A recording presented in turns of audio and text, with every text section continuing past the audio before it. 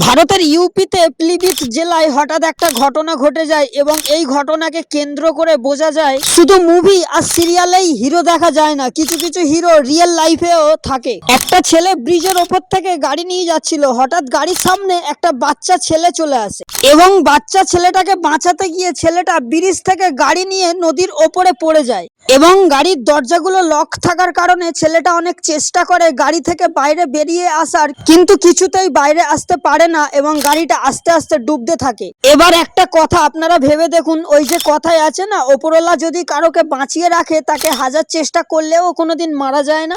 হয়তো এই কার ড্রাইভারের কপালে মৃত্যু লেখা ছিল না, তাই জন্য এই ড্রাইভার বেঁচে যায়। ওই নদীতে মাছ ধরতে গিয়েছিল একজন জেলে।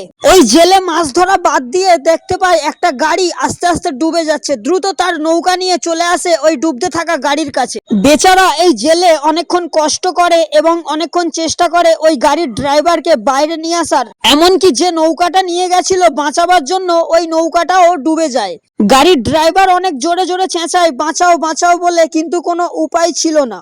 সর্বশেষে ওই জেলে সাঁতার কেটে গাড়ির ড্রাইভারের জীবন বাঁচিয়ে নেয়। এই জন্যই বলে, যাকে ওপরওয়ালা রাখে তাকে কে মারে। বেচারা এই জেলেকে যতই প্রশংসা করি না কেন তাও কম হয়ে যাবে। এবার আপনাদের ক্ষেত্রে আমি একটা ইম্পর্টেন্ট কথা বলতে চাই।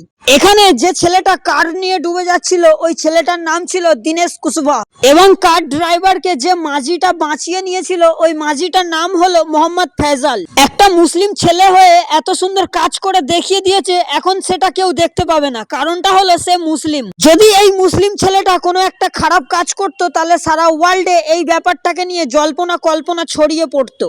মুসলিম ধর্মকে নিয়ে অনেক খারাপ আচরণ করা হতো এবং মুসলিম ধর্মকে নিয়ে নিন্দা করা হতো, সোশ্যাল মিডিয়ার থ্রুতে বিভিন্ন জায়গায় ছড়িয়ে পড়তো। একটা কথা কি জানেন তো, ভারতের মুসলিম জনগোষ্ঠীকে খুবই খারাপ চোখে দেখা হয়। আমি সবার ক্ষেত্রে এই কথা বলছি না, কিছু কিছু বিজেপি নেতা রয়েছে যারা মুসলিম জনগোষ্ঠীকে দু চোখে দেখতে পারে না।